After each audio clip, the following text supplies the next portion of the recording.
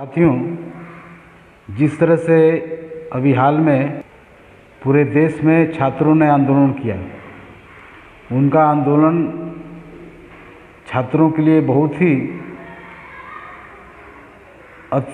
आवश्यक था, क्योंकि एक तो भर्ती कम निकाली जा रही है, दूसरी बात है कि भर्ती की प्रक्रिया होने में 4-5 साल लग जा रहा है, तीसरी बात है कि भर्ती प्रक्रिया में कई तरह के नियम कानून बदले जा रहे हैं, जो जब ज़्यादा लंबा समय लग जाएगा भर्ती की प्रक्रिया पूरी होने में, तो कई छात्रों का तो उम्र ही निकल जाएगा और परीक्षा देने के लिए कई छात्रों को दूर दराज जाना पड़ता है, तो उसमें ज़्यादा खर्चा पड़ता है। तो देश के जो आम आबादी के जो छात्र हैं, वो उनके लिए बड़ी समस्या होती जा रही है। लेकिन छात्रों को इतना ही नहीं, छात्रों को शिक्षा के क्षेत्र में निजीकरण हो रहा है, उसका भी विरोध करना पड़ेगा, ताकि पर्याप्त स्कूल हों, स्कूल में पर्याप्त शिक्षक हों, पर्याप्त रूप से पढ़ाई हो।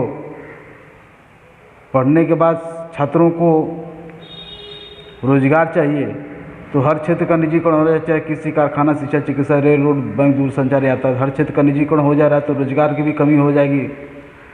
तो निजीकरण का ही विरोध करना उनका काम है, क्योंकि शिक्षा प्राप्त करने के बाद उनको नौकरी प्राप्त करना है, और जो नौकरी हो वो अस्थायी नहीं बल्कि अस्थायी हो। तो साथियों, छात्रों को आंदोलन करने के लिए और कोई रास्ता नहीं है, क्योंकि सरकार मनमाना काम कर रही है। सरकार हर क्षेत्र का निजीकरण कर रही है, तो उसका वह सोच रही है कि पर्याप्त मात्रा में कर्मचारी क्यों भरा जाए। सरकार जनता पर खर्चा कम करना चाहती है, तो इसलिए सरकार का हमेशा उद्देश्य रहता है कि कम से कम कर्मचारियों से काम करवाया जाए, काम के घंटे बढ़ा दिया जाए, माने किस तरह वर्कलोड बढ़ा दिया जाए, जबकि जनता का पैसा जनता पर ही खर्चा होना चाहिए। इस पर पूंजीपति वर्ग सरकार पर बार बार दबाव बनाते हैं कि सरकार पूंजीपतियों पर ज़्यादा से ज़्यादा लोन दे, लोन माफ़ करे और उन्हें कई तरह से आर्थिक रूप से लाभ पहुंचाए। इसी उद्देश्य से सरकार कम भर्ती कर रही है। तो साथियों, जितना भी खाली जगह पड़ा हुआ है, उसके लिए भी सरकार, आम जनता को, किसानों को आंदोलन करना पड़ेगा, और इस आंदोलन में छात्रों को, अन्य लोगों को भी लेना पड़ेगा। जहाँ का भी निजीकरण हो रहा है, तो उसमें छात्रों को भी बढ़ चढ़ कर भाग लेना पड़ेगा, क्योंकि निजीकरण होने से उन कर्मचारियों को नहीं बल्कि उन कर्मचारियों के बच्चे भी प्रभावित होते हैं। तो साथियों, छात्रों के लिए यही आखिरी रास्ता है, इसके अलावा और कोई रास्ता नहीं है कि वह आंदोलन न करे और उनकी समस्या में कमी हो जाए।